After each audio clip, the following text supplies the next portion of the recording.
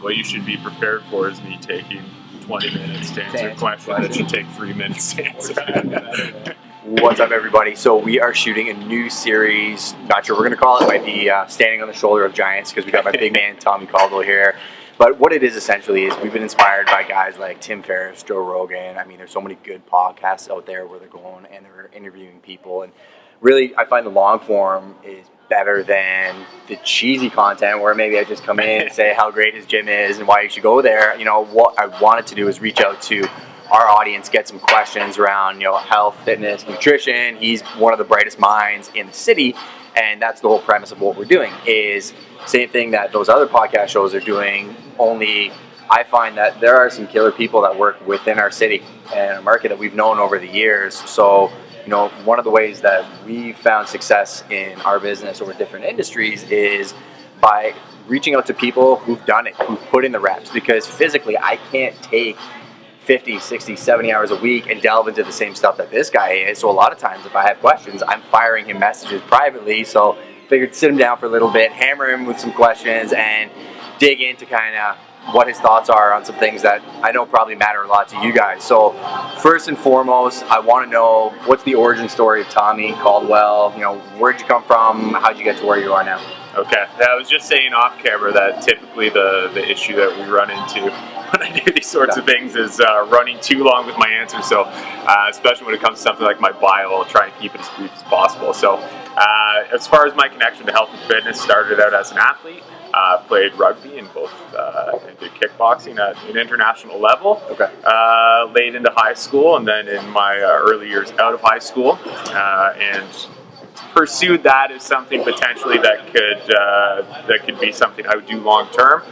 But when you start to get even a little bit older and a little more injured, and start to see the reality of athletics as you know, as far as a career, I started to look a little bit more into what I could do outside of that. So I originally got started out in physiotherapy, and I did some placements at Fowler Kennedy, and it was all very, very clinical, and you know, I know that's for a lot of people, but for me, even though I enjoyed what I was doing, I didn't like working in a clinical setting and couldn't picture myself being there long term. So that's when I decided, well, why don't I try doing something in more of a gym setting where I'm still coaching people and doing some of the same things I would be doing in a physiotherapy setting, but more of where I want to live my day-to-day life. So at that time, I mean, that would be about 9-10 years ago now, I didn't even know there was really a career for strength coaches and people of that nature.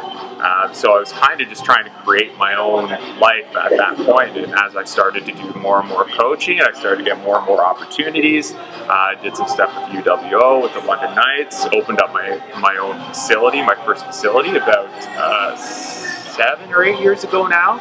And then it's just been growing ever since. So as the opportunities grew for me, my interest grew more and more. I started increasing my education, not just in health and fitness, but in business and management. And so now that's brought us here, where we have the biggest independent fitness facility in London, and probably one of the biggest in southwestern Ontario.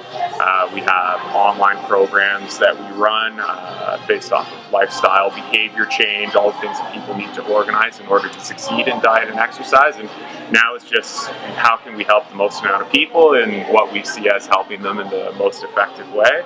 And yeah, so now my life is dedicated to this, as it has been, and it's been a pleasure to be involved in the business that I'm in. And one of the reasons why we're doing this is I find the approach that you guys have taken is so different. Like growing up, going to big box gyms, you know, just going through the typical routines of basically, like, say, bodybuilding workouts, right? When I was younger, that's where I started. Yeah, it's all normal, right? Go get a pump on and then go out, and whatever it is. But what I found was a lot of that is actually it created impingements and like issues that I've had health-wise. That, you know, one of the reasons why we're sitting here is I had come to Hybrid years ago, actually, when you started your first facility, and within probably a month and a half, your team had corrected my major compound lifts, right? So like your squats, your deadlifts, and things that you need to know how to do correctly versus watching a YouTube video and going to try to do it to yourself.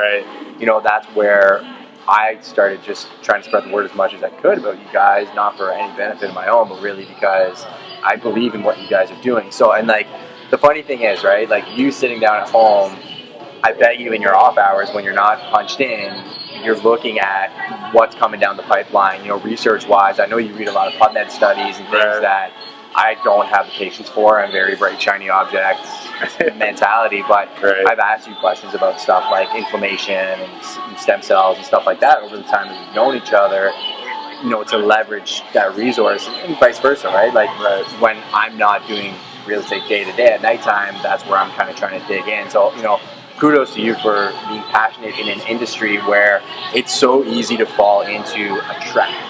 Yeah. Right? And this is how it's done. This is how it's always been done. Or that clinical approach of, okay, you got this wrong with you. It's this, and this. Irregardless of what you're eating at nighttime or what you're doing outside of the hour that you're spending in physical therapy, right? So that's great. A lot of people might not know, Tommy and I actually go back probably over a decade. Yeah. He ran the show at Mongolian. I used to work at Cools and Jim Bob. So if you recognize us, it's probably because we know all your secrets when you're out with your friends and you're actually working. So, it's funny to see the organic growth, in the community over the years, right? Of like, where you've come from. And you have a kickboxing background too, right? Like you went to Thailand for a while and you're playing back there. Yeah. So, when I started to get older, I played every sport under the sun as a kid, which, is probably a big reason why I continued to gravitate towards health and fitness, because it was something that I was confident in, I had a base in. Once I started to get to an age where I learned what it felt like to run into people and have a little bit more physical contact and how I thrived in that, that's sort of where I narrowed down what I was excelling at, which was more of those contact sports. And hockey as well, but hockey, once I got to a certain age, I find the sports that you start playing when you're 4 or 5 are the ones that maybe you're a little bit more interested in getting out of early, and that was it for me. I stopped having the joy that you would want to have at a certain age. So I gravitate towards things like rugby, football, kickboxing, and then wherever I excel, that's where I put more of my time. So I had opportunities in those places that allowed me to increase my education while competing in sports and seeing the world. So that's what I did initially with those sports, was just use them as a leverage point to live the life I wanted to a little bit longer before I settled down doing the types of things I'm doing right now. And it always changes, right? Too, right? Like you get limited by your body and age and stuff like that too, and you adapt. And it doesn't mean you have to stop doing anything. It just means you do things differently. But I bet from the years that you've been dealing with hockey players and everything else, so sports specific, you can almost look at a certain player and be like, I bet you have this, and this. Yeah. I bet you don't know that you can do these 5 things to fix those problems. Yeah. Right? There's a lot, again, getting stuck in a track of this is how hockey coaches think, this is all they know, this is how they train, versus the incredible amount of resources that are actually out there these days, right? Yeah, and this is the problem the problem and the solution that we're trying to build right now. When you talk about the things we do now around here, they're a little bit different. For the past 3 or 4 years, the psychological component of fitness has been big for me, and going down the road of learning that diet and exercise aren't the answer for most people, or diet and exercise aren't the problem for most people. That's just a hard pill to swallow when you've been rooting everything you've done in those principles for so long. It's hard to pull people out of there. So just to give a little context to people that are watching, I mean, most people, or I should say, there isn't anyone in the world who is out of shape and doesn't feel good about themselves physically who doesn't want to correct that. There aren't people out there who are overweight or unhealthy or getting a little bit older and seeing health problems and say, I don't care. I wouldn't trade it to be healthy. People struggle taking back their health, not for lack of want or desire to be a healthier person, but because they're not fundamentally set up to succeed. And a lot of it has to do with the daily stresses and emotions that you face that lead us to self-medicate with food, with laziness, with technological distractions, all those sorts of things. And this is, I've learned over the years, this is the root of the problem for people who can't find success, is that they just look at, well, what foods should I eat and what exercises should I do, without addressing all of the things that are pushing them into these, essentially they're self-coping behaviors of turning to food, turning to alcohol, turning to sitting on the couch, turning to watching TV, turning to staring at their phone to distract them from the things that are bothering them day to day that they're having trouble dealing with.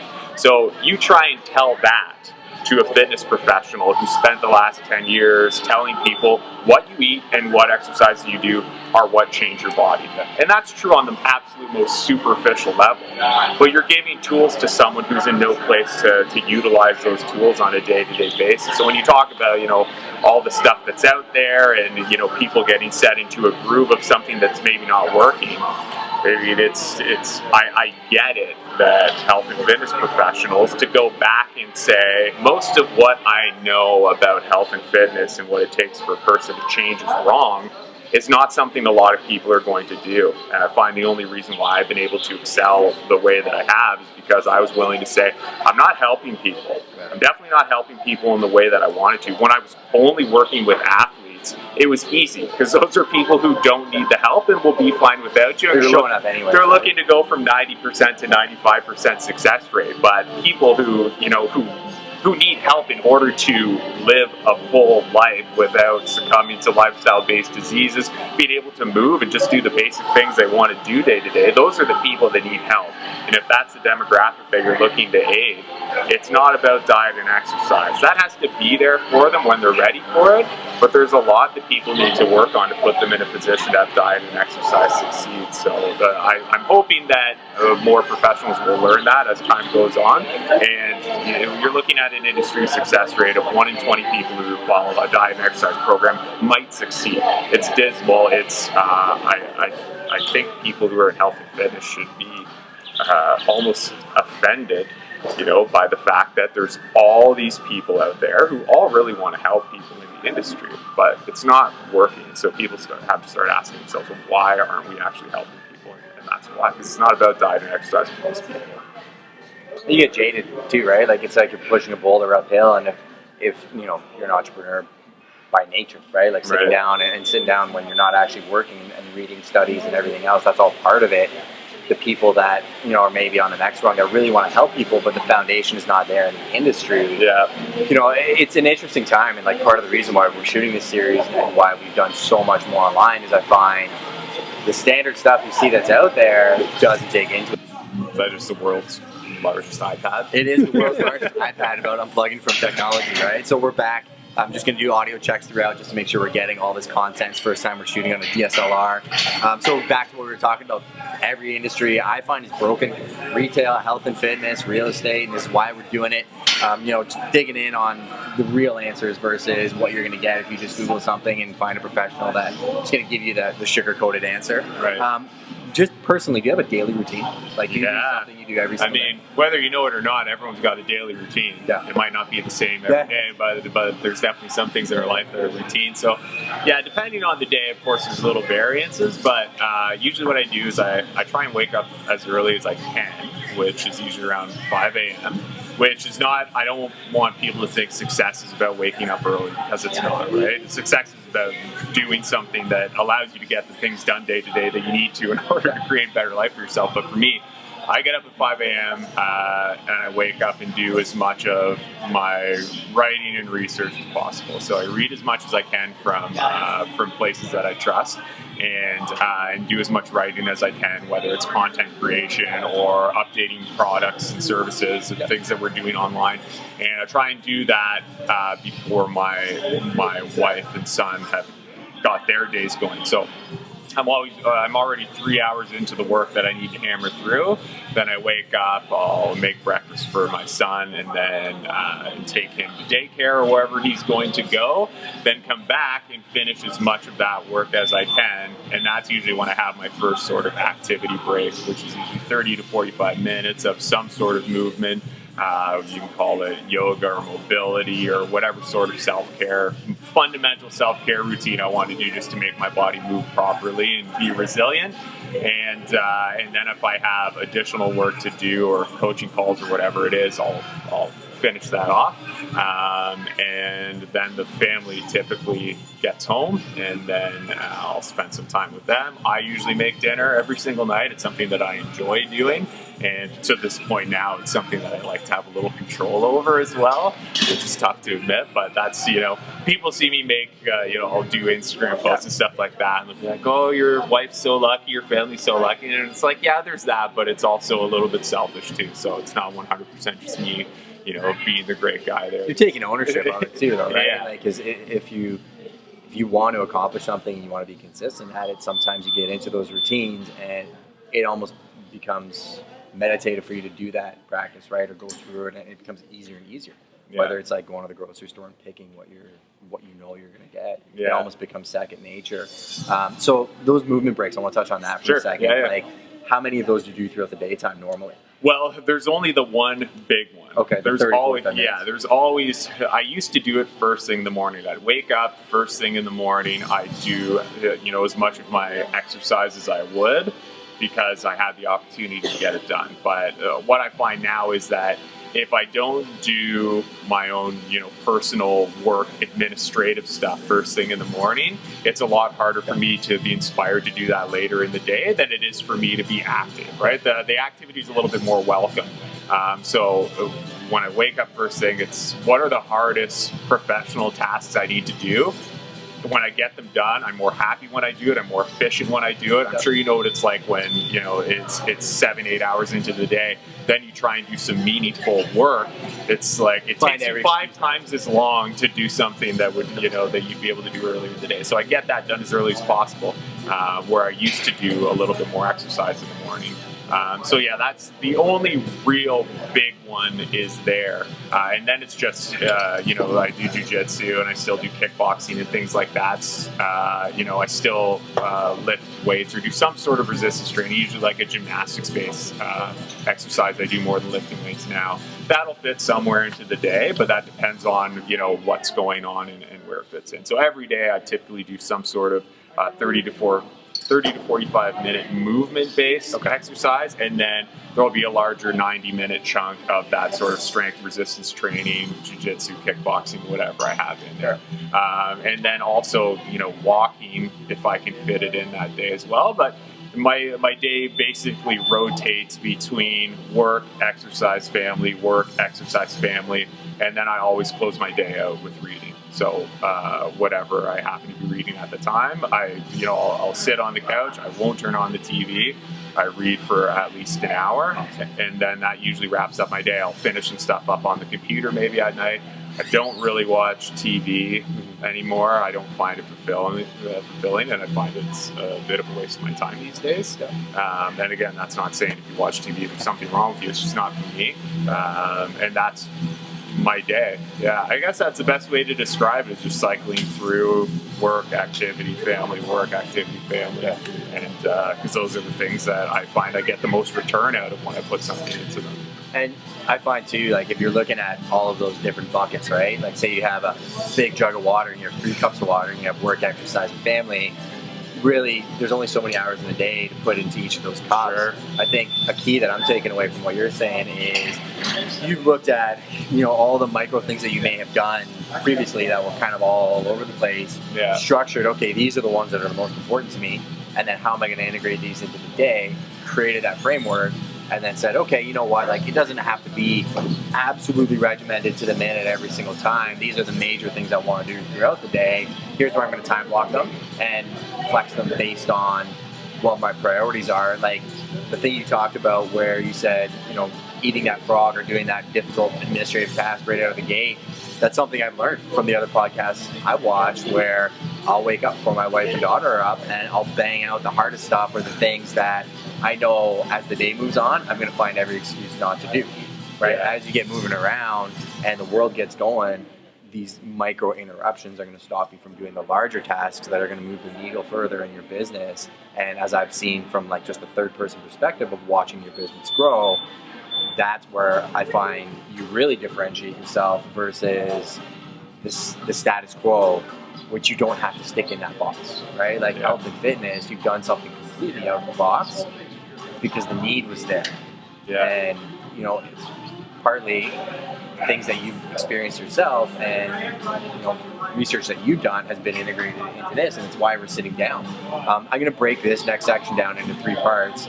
Basically, the first part we're going to cover is food, the second part we're going to cover is fitness, and the third part is business.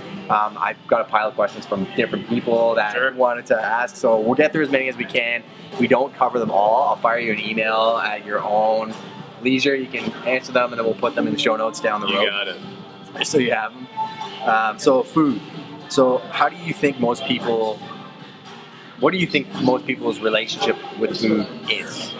Well, I kind of alluded to this earlier on in the recording, but it's abusive for most of us. So our relationship with food, yeah, we eat food to be able to function day to day as human beings, but the growing problem we see is that food is medication for people. And the reason why, and I'm not going to get too technical with it, but most of the things we face day to day, our brain experiences as some sort of pain. So whether it's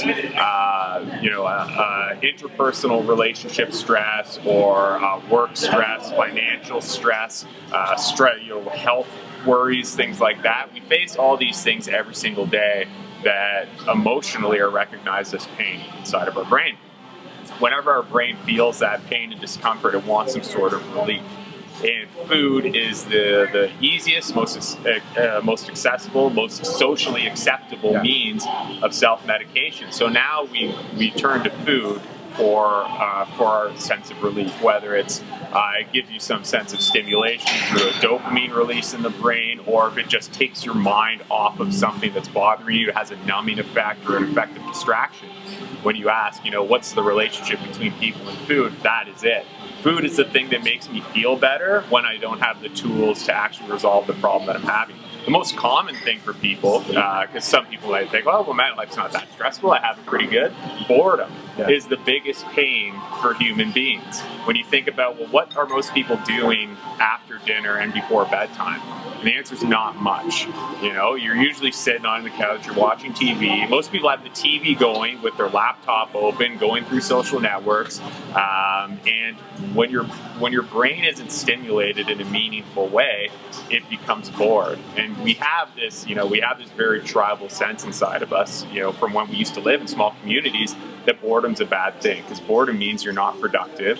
You're not out getting food. You're not contributing to your little community. You're gonna get kicked out of the community. Yeah, you're not contributing to your little society. So it's almost like an evolutionary safety mechanism where when you're not up to much and you're not producing and you're not stimulated, you want to have that sense of discomfort to push you into action. But now what we have is we don't require all of those things in order to succeed as human beings, but we still have all these underlying evolutionary mechanisms, and boredom is that one. So that's why we hate boredom. We fight it so much, but we don't fight it with learning to play a new instrument or reading a book about something that we would benefit from the increase in knowledge of. We have all these super simple, technical, and food-based distractions. So that's what we do when we're bored. Our brain says, I don't like this feeling, let's do something about it. And the quickest thing we can do is go eat a handful of cookies and turn on some sort of technological distraction. And unfortunately, that's the relationship with people with food. Like, how many people even sit and eat their meals with no distractions at a table? How often does that happen? You're eating running in the car, or you're eating in front of your laptop. And I mean, everyone's guilty of it. It's not like I'm saying these are things that I'm not susceptible to. We're all susceptible to them as human beings. But the people who learn how to get away from those deeply ingrained habits and those, it really is an abusive relationship with food.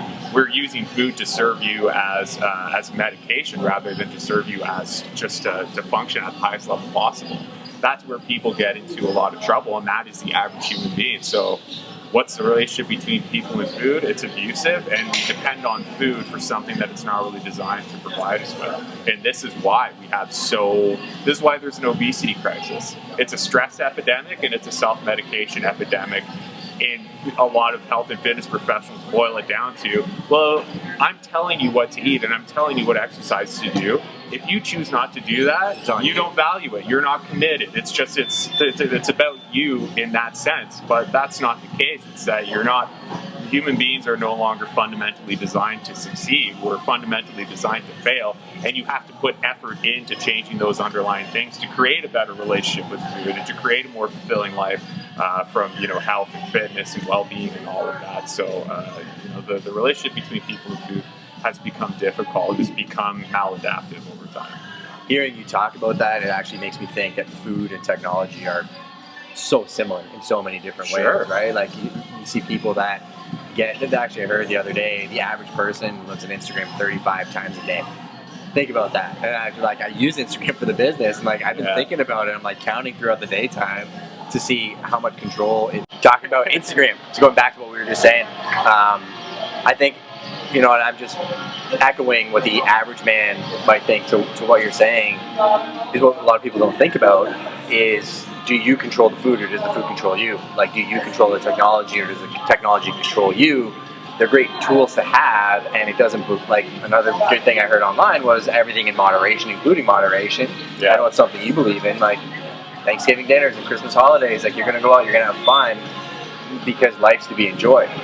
But it's what's that relationship you have with these things around you, and I'm guilty of it. I almost think about it like the old Street Fighter games we used to play, right? Where my willpower bar is the health bar. As my day goes on, if I have really tough negotiations or things happen, business, whatever, it gets whittled down.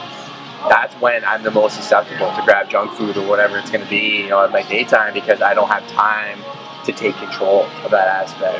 Yeah, that's known as ego depletion, is the technical term of a reliance on willpower that is not really that robust. So, and that's one of the big false beliefs in the industry of both professionals and people who are just trying to take control of their health is, if I see someone who's in really great shape and I'm trying to strive for that, but I'm having trouble accomplishing it, that person has an amount of willpower that I don't have. And that's simply not true, because we face, and this again connects to the amount of unnatural stress and emotional issues that the average human being faces day to day. By the time it's noon, your willpower's gone. It's not a sound aspect of yourself to rely on.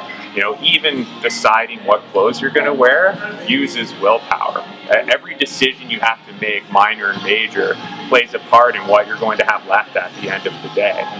And it plays a part in what you're going to have left in order to make difficult decisions for yourself. And for most people, the average person, going home and cooking your own food and making a salad and whatever it is you're going to make for the night, doing that over top of just stopping at a pizza place on the way home and bringing home pizza for the family and opening it up, that is an incredibly difficult decision to push yourself into as far as a healthier decision. And when the end of the day comes, the chances of you having the amount of will remaining to make that decision are very, very poor.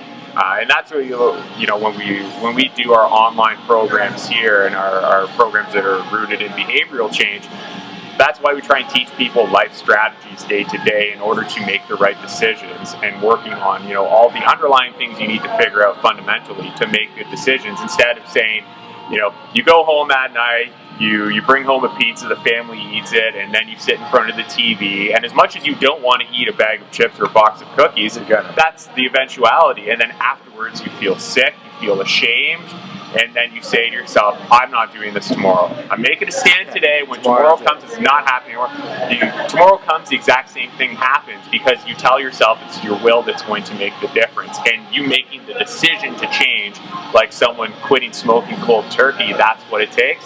It's not what it takes. I mean, it's possible, but it's not likely. And you need to involve strategies in your life for those types of things. But yeah, these are, if you see another person who is in shape, that should tell you that you're capable of doing it. Chances are you're just dealing with some things that you haven't properly addressed, that person either hasn't faced, or has faced in a more strategic way than you and has figured themselves out and put themselves in a position to make better choices day to day.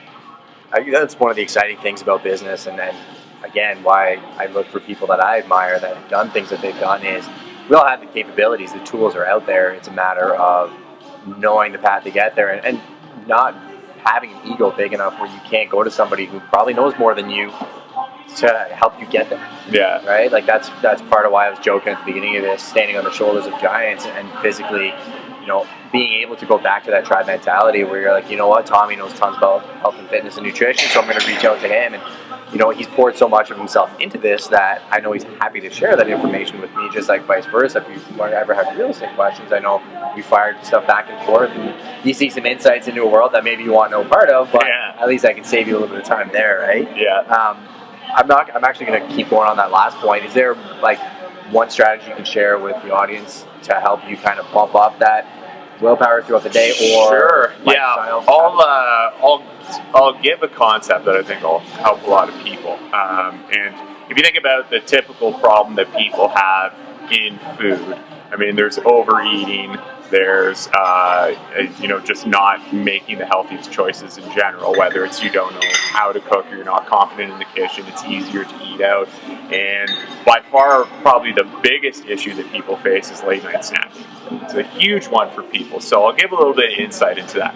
And this is the concept that we are behavior obsessed and behavior focused when the behavior is not really the issue. So if we look at the big problematic behaviors that people have, like overeating or like late night snacking, usually when that's something you want to correct, you focus on the behavior. So you'll say, late night snacking is the problem. If I want to get healthier, I need to stop late night snacking. Which again, on a surface level is very true, but there's much more to it than that. And you have to ask the questions of, what are the roots and reinforcements of the behavior? So late night snacking doesn't exist on an island. It's not like every night at 7:30 or 8 p.m. you just get this magic craving for something that you can't say no to. There's a process involved there, and if you understand the process, you understand how to fix it. Or, cutting the head off the dragon, however you want to call it. So typically when people get stuck into a perpetual model of late night snacking that they can't seem to get rid of, it begins somewhere and there's steps that lead up to that point. So if someone gets home, they've had a long day, they're tired and exhausted, they're low energy, dinner's over, what do? You sit on the couch, you turn on the TV, you open up the laptop, or you're cruising on your smartphone as a means of relaxing, of a means of re-energizing yourself because you've had a tough day. And then once you've been doing that for about half an hour, then the craving seems to magically come. Just like, ding, go get the chips, go get the cookies. And you might tell yourself, I'll just have a handful of chips or I'll just have 1 or 2 cookies. But we all know where that leads. And then they'll look at, okay, I need to stop snacking. Well, no, what you need to stop doing is sitting on the couch. What you need to stop doing is always defaulting to the couch and the TV and the technological distraction as a means to relax or re-energize. And if instead of sitting on the couch when your butt was about to plant, you said, today I'm going to go for a walk, or today I'm going to go in the basement and do some stretching, or today I'm going to go read a book, or today I'm going to call up a friend I've been meaning to talk to, whatever it is that you can do that's stimulating and beneficial in a more meaningful way, that shakes up the process and routine that leads to that late night snacking and craving. So basically we're creating these roots and molds and routines where we are doing A, B, C, D, and it leads to E. But then we only focus on E and try and find a solution for E when it's, if you started at A and change that, none of the rest of this stuff would happen. So this is a super basic thing I get people to do. If you know that the couch leads to snacking, if this is the beginning that leads to the end, if you can get rid of the couch, the snacking will disappear as well. So when you talk about the strategies and things like that, basically I teach people to break down your day to day, pick your 2 to 3 worst behaviors that you think are contributing to your health problems, label them, right? Label the big behavior, but then where do they start? Try and trace back, where do they begin? And it can begin with I go to sleep, or if someone has a problem with eating out or eating at the drive-thru all the time. They're always rushing to work in the morning, they're eating at the drive-thru, and their solution is, I just need to stop eating at the drive-thru. No, you're probably going to bed at 1 in the morning, you're waking up with 10 minutes to spare, you're rushing out the door with nothing prepared. What choice do you have? Or you always eat what they bring into work. They bring in, some terrible lunch to work every day that you get stuck eating.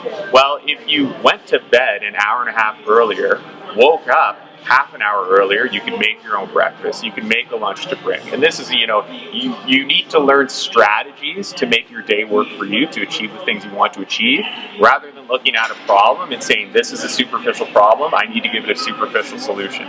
That's not how it works. You need to understand where a problem begins before you understand how you're going to make a problem end.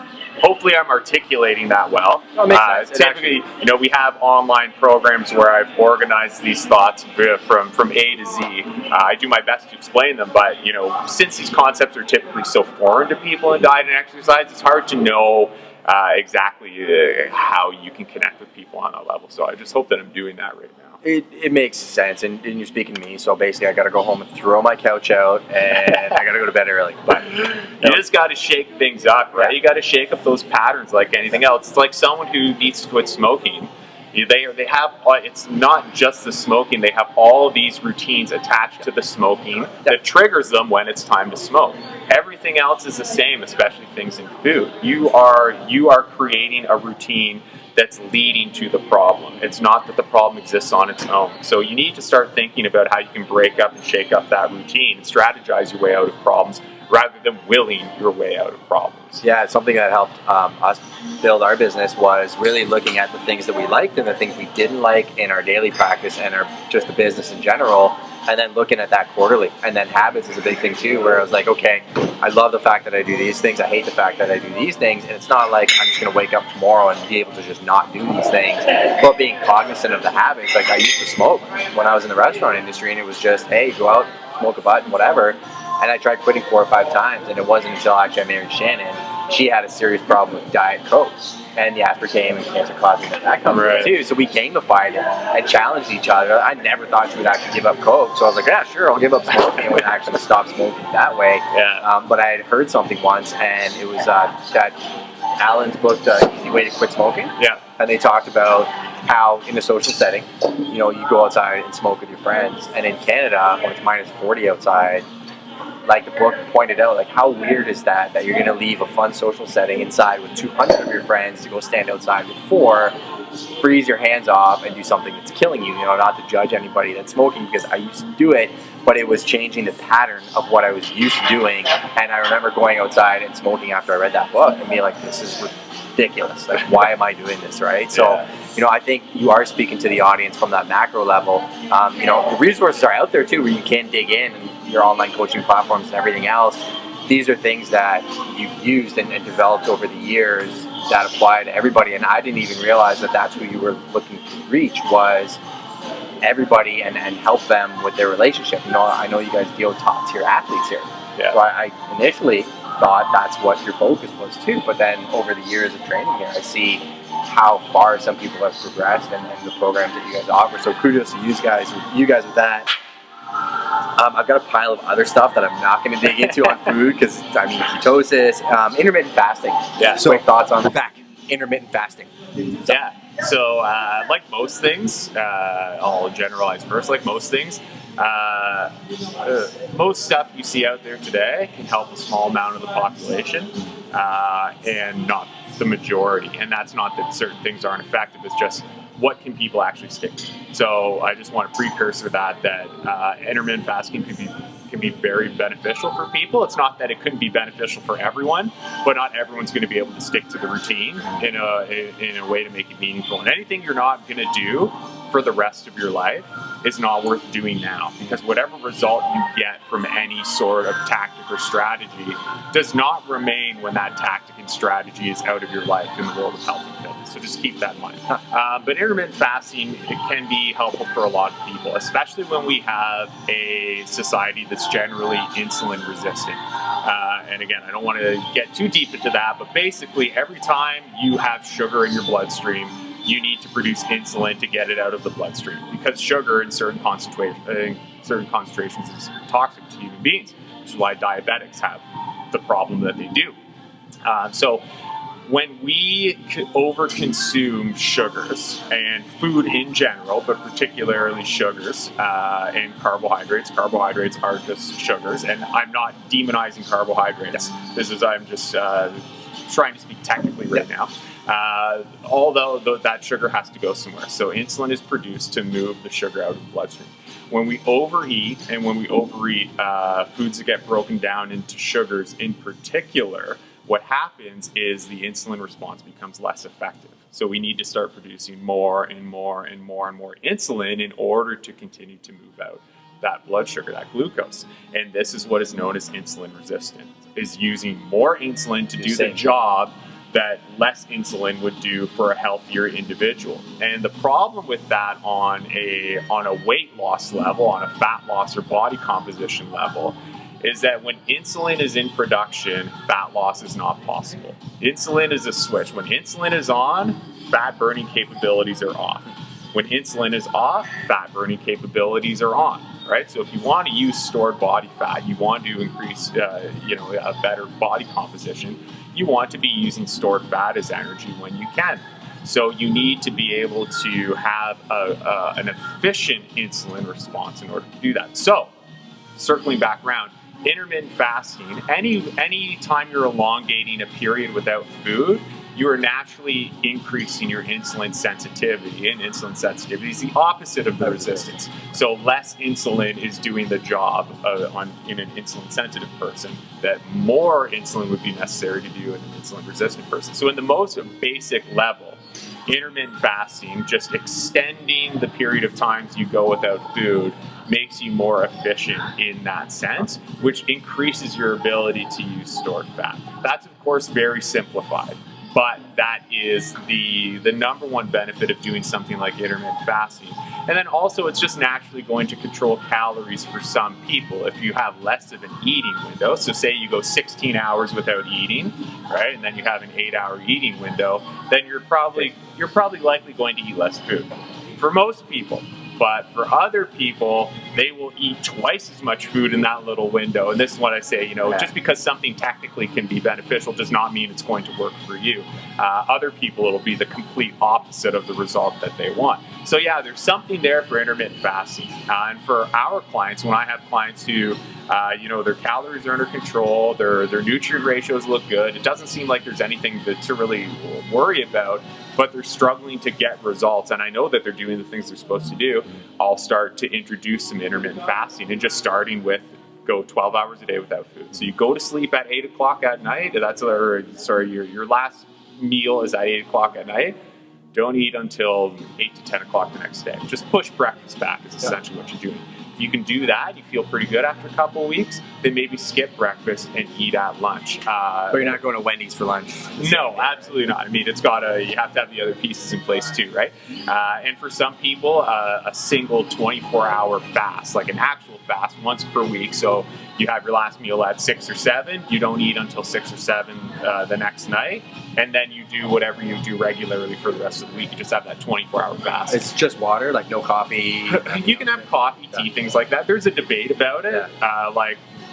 Physiological purists would say only water, because phytonutrients and things you would find in a tea or a coffee, they have to be metabolized. Therefore, you're not getting the full benefit of the fasting, but that's more like cellular regeneration, cell health, things like that. Not from calories. Yeah, right? If you're talking about body composition, then yeah, coffee, tea. I mean, and it's going to keep people sane too, right? Because if you're a habitual eater and you're trying to take control of your health, you need to be doing habitually something. You can't just clear cold turkey. So tea and coffee can be an aid for people during those times.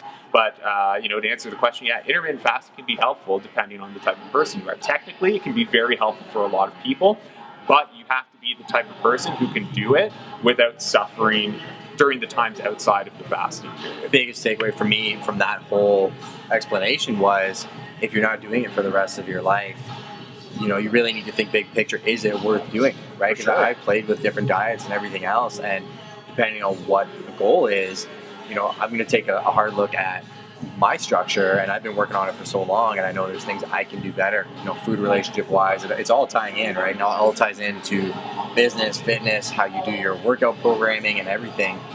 Big picture. Do you have one last food question, one go-to snack that can kind of keep you on track? Yeah, I mean, I'm usually rotating, but name me 3 that you rotate through. My most recent is I make my own dehydrated chickpeas. Okay. So I'll take chickpeas. You can have them in the can or in the bag. I'll soak them. Dry chickpeas. I'll soak them 6 to 8 hours, then I'll boil them in huge batches.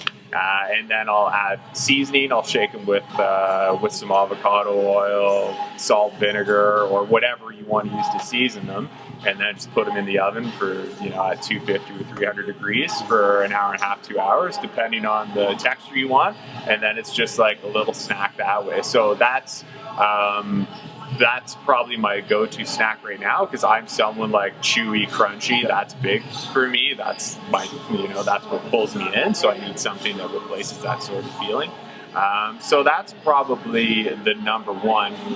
I mean, dehydrated snacks are mostly what I do, whether it's making kale chips or, dehydrated chickpeas or something like that. Because it's almost like, if I wasn't doing that, I'd be eating chips. That would be the alternative, right? Because you're a human being. That's right. He's not a military experiment that escaped. He's like everybody else. Right? And that's what we mean by strategies too, right? Is I know that I'm not going to be a person who just doesn't snack. Yeah. It's not going to happen. So I mitigate the damage of snacking by having the best snacks possible to serve me in the way I need them to serve me.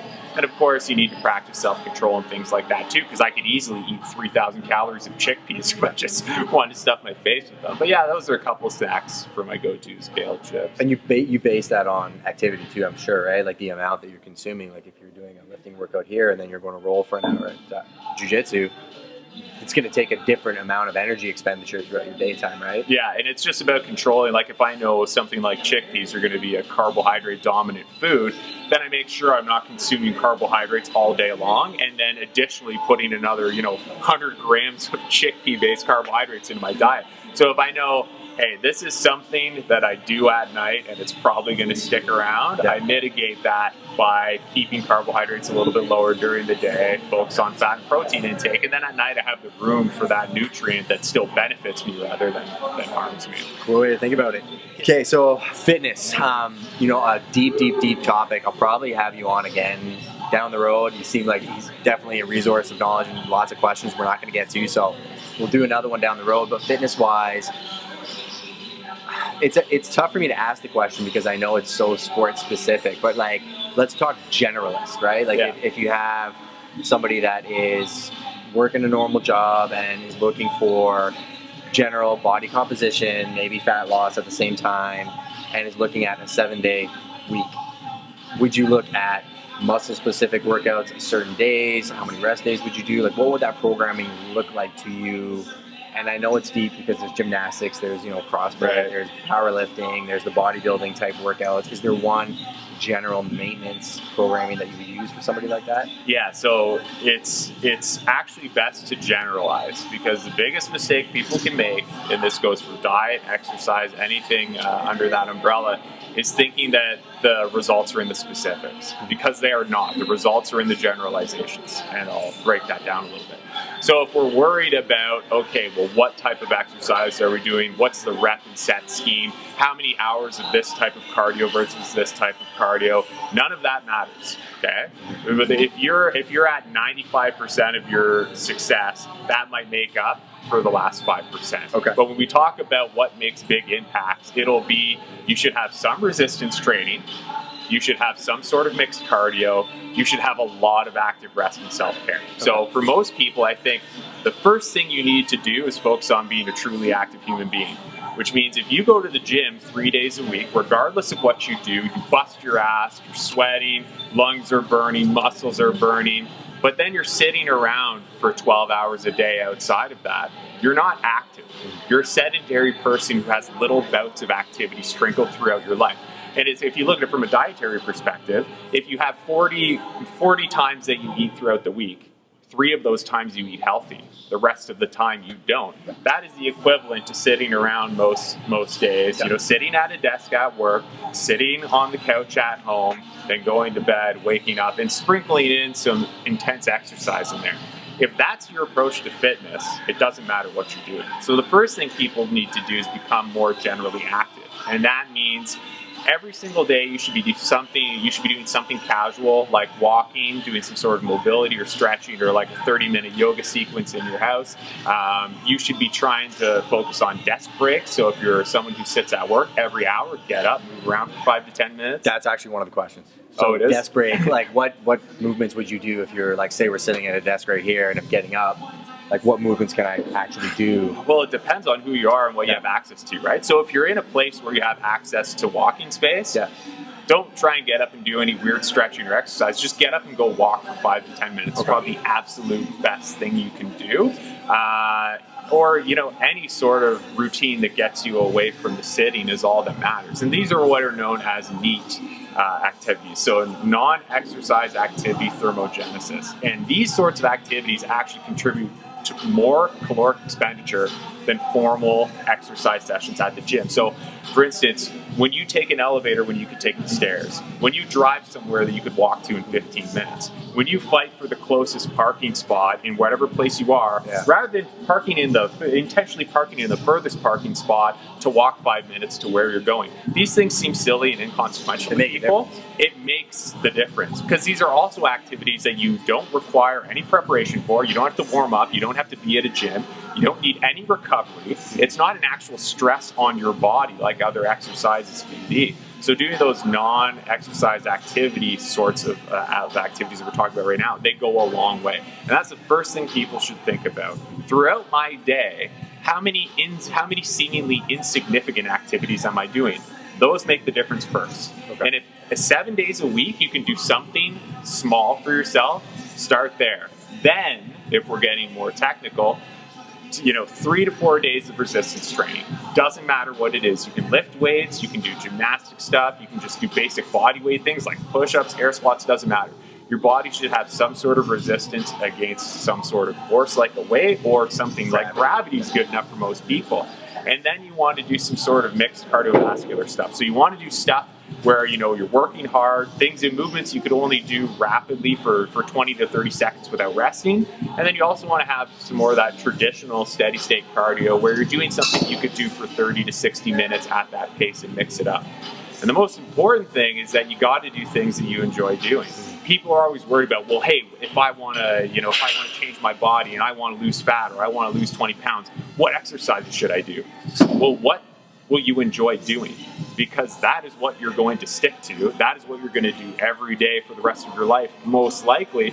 So if you say to someone, hey, you should be doing CrossFit, but they hate it, it's foreign to them, they don't like it, they're uncomfortable with it, then that's not the thing that person should be doing, and that's not the thing that's going to give them results. So if I could create a hierarchy, number one, active rest, non-exercise activity thermogenesis is things we talked about, desk breaks, not finding the closest parking spot, taking the stairs instead of the escalator or elevator. Those are the most important things the average person can do. Then from there, if you're going to do some more formal exercise, to 2, 3, 4, anywhere in there, some sort of resistance training per week. It doesn't matter if you do a split or that doesn't matter for people. Just get in and do something and commit yourself to doing it. And then you want some sort of mixed cardiovascular training in there. And for those, if you can find a community activity, a recreational activity that you can take up, it's going to go a long way. Things like jiu-jitsu, things like playing in a softball league or a floor hockey league, or playing in an ice hockey league or volleyball. Doing things like that. And those things can be scary for a lot of people, but that's a way to get the type of cardiovascular exercise that you want in a fun, meaningful environment where you're not just going to the gym, putting in your earphones, being on a treadmill for an hour. It doesn't really give you much, and you're not likely to stick to it in the long run, where if you go to a place where you have a recreational activity, where you have friends and connections and relationships, that community is more likely to keep you in there and keep you active.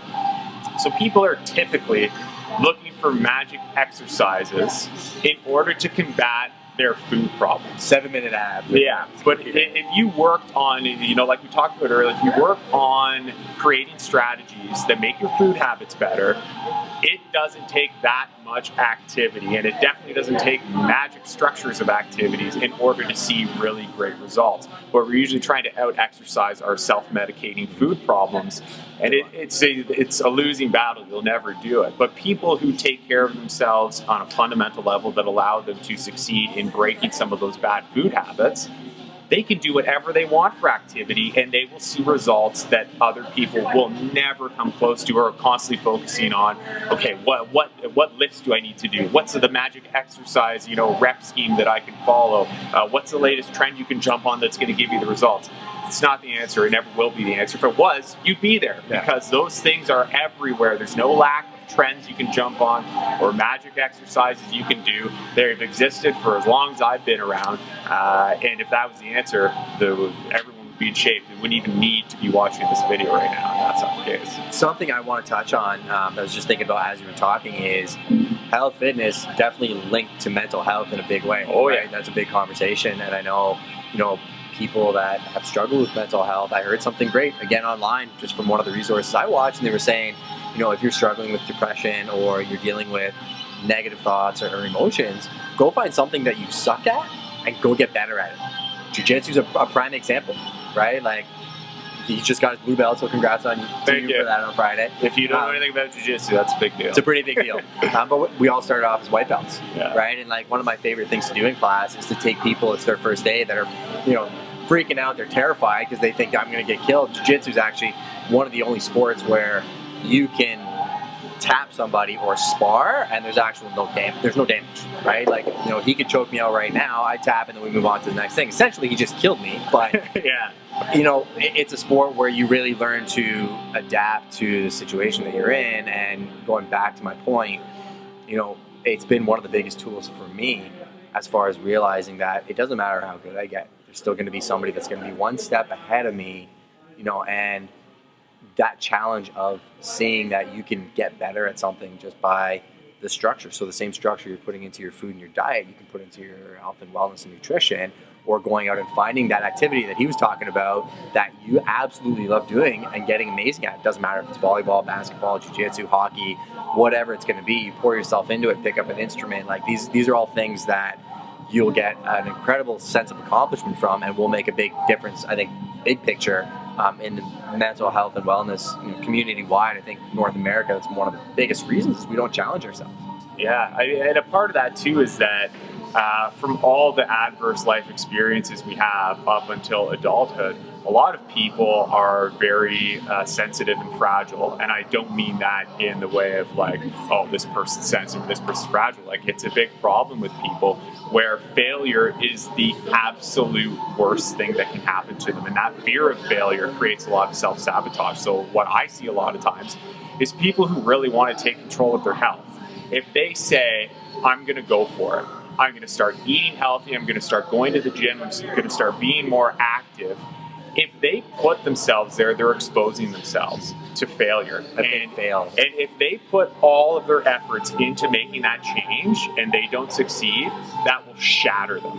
So this is a big reason why people self-sabotage and why people will like dip their foot into health and fitness and change, but never really go all in, because they need to set these little trapdoors they can escape out of, where they can massage their ego and buffer their ego a little bit. So in the eventuality that they fail, because most of these people believe that they're not going to be able to make it, they have that subconscious thought, they can say, oh, well, but I didn't do this, or I knew I was never going to be able to do that. It's a big problem for people. So when you talk about those things, it's learning that you can be successful and learning that failing is not a big deal. It's not, but most people are so sensitive to that failure. They're never willing to put the work in to put themselves in a position to succeed. And the tragedy of that is that if you got over that fear, you would never fail. It's just a matter of how long is it going to take you to get to success, but you will never fail. But it's people's bodies are very sensitive things. How they see themselves is a very sensitive thing.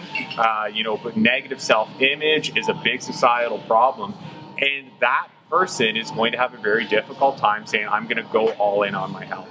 I'm going to make whatever sacrifice I have to make. I'm going to do it all. If I fail, who cares? I'm going for it. I'm doing this for myself. Most people can't do that, and that's the underlying reason for failure for most people. And if you can find a way to prove value to yourself, to show yourself that you can overcome things, even better, show yourself that if you can't overcome something, the process that you went through to make the attempt gave you so much value that the result that you were looking for in the first place doesn't really matter to you in the way that you thought it would. If people can get there, health, fitness, finances, doesn't matter what it is. Yeah. Success is there for you. And when I talk about my approach to, having more of a psychological approach to someone's what it is, right? Is teach someone how to succeed at the most fundamental level. How can I create a person that's not so afraid of failure that they put these little trapdoors around, because they know that if I go all in on this and I don't succeed, I'll be shattered, I'll never recover. Teaching someone to be the opposite of that is success for people in health and fitness, and I assume everywhere else and in all other industries. touches on a major point. Actually, I heard a couple weeks ago, and it's, European mentality is very, very community driven, right? What can I do to be a contributing member to my community? Yeah. The States is very much me. What's my world like? What's my bubble? Canada, very interestingly enough, is social acceptance, right? It's, I'm going to go buy a new pair of shoes. Where'd you get your shoes from? That's where I'm going to go, because I know that, he's vetted the guy, or I want Tommy's approval or something along those lines. And the fear of failure is something that I see over and over. I'll use jiu-jitsu again as an example, and I tell people, it's okay. I'm going to get tapped 100 times next month. I'm going to roll with black belts who know way more than me, but that's going to make me better. And, going through that fire, you realize that, I want to be a black belt one day. I'm committed. I'll roll for the next 40 years if that's what it takes. But that's not the actual goal. Like, getting blue belt, it's an incredible sense of pride and accomplishment. It feels amazing, but it doesn't mean anything compared to the fire that you got to walk through to actually get there, right? Yeah. So we're going to cover a couple questions on business. Yeah. So again, going back to the question I asked Tommy is, what's your biggest takeaway from owning your own business, from kind of where you started to where you're at now? Yeah, so I mean, of course, it's a bit of a difficult one to answer. But number one, it's tough. Yeah. It is, working for yourself and creating something is incredibly rewarding, but, and I don't mean this in a condescending way, it's not for everybody. I can tell you that first thing. Like, especially small business, starting something, growing, getting it to catch on, is incredibly difficult. So that'd be the first thing. If you're looking to do something on your own, 100% go for it. But understand that it's going to be a bumpy road. For some people, very few people, it's smooth. Things just work out, and then they talk about how other people should do it. But I think for most of us, it's a bit of a bumpy road. It takes a lot of dedication. It's going to cannibalize your time, your own business. If it's something that if you're going to go into business, it better be something that you love doing. It better be something you have passion for. Whether it doesn't have to be a direct passion for that business, but you have to find a way to integrate your passion into it, because it's going to take a lot of your time if you're going to do it in a way that succeeds. The second thing I would say is that you need to determine where you fit into the fine line between being prepared and taking too much time to get something off the ground. Okay. So it takes, you can't just say, hey, I want to do this thing, so I'm going to jump into it. You need to learn the ins and outs of that business, why most people fail in whatever business you're getting into. Learn from other people's mistakes. I've learned from my own mistakes many times. It's the worst way to learn. People talk about, you see those drawings of people think success looks like this, but success looks like this. Yeah, that's all well and good, but if you can make it look like this, that's the way to do it. Yeah. This big squiggly mess of, almost failing, you only get so many of those until you have failed. So be prepared, learn from other people's mistakes, invest a year in learning about the thing you're going to do before you do it, but don't analyze it so much that it becomes paralyzing and you just never do something that you're passionate about doing. So being able to walk that line and know, I know enough to get it started. It might not be perfect, but I'm confident that I can get something moving. Getting there is important for people to do, but I'm not sure if these are the exact answers you're looking for, but I'm not looking for any answers, to be honest with you. It's sitting down, just getting into your head, right? It's difficult. Yeah. It's possible. Yeah. You need to be very, very dedicated, and the best way to learn in order to succeed is to learn about the successes and failures of other people in a similar industry, and learn as much as you can. See if you can get someone to mentor you who's done what you want to do, so they can say, these are the 10 things that almost sunk me. Because people look at the success of what I've done, and they make a lot of assumptions about that success. But there's at least 3 or 4 occasions in the last 8 to 10 years where I almost lost everything from critical errors that I should have known better about. So be prepared. But I mean, if I did fail, it would not be as big a deal as I would have made it out to be in my head. So don't let that stop you by any means. But if you want your best chance of success, learn from other people, learn from other people's mistakes, get a mentor who's done it before, and be prepared to work very, very, very hard. So integrate your passion into your business, because you're going to be spending a lot of time doing it. it's fun. Just to give you that outside person's perspective, because I've watched your business grow.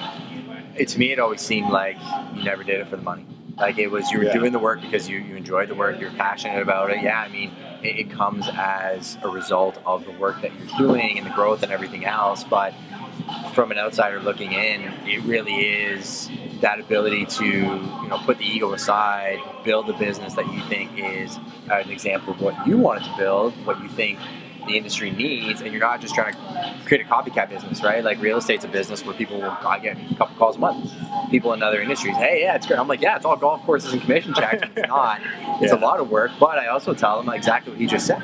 If you're in any industry, you'd be surprised. Call the most successful person you know, and a lot of times they're an open book. I have agents that call me that are getting into the business. I readily share what we do, advertising-wise, social media. I'll give them a lot of information that you think I wouldn't because they're technically my competition, but they're not. It's a scarcity mindset versus an abundance mindset. And I think your industry is very similar, where you've always been an open book and shared more than I think I've ever seen anybody share in the industry. So kudos to you. The very last takeaway last point I was going to say on top of that was nobody cares.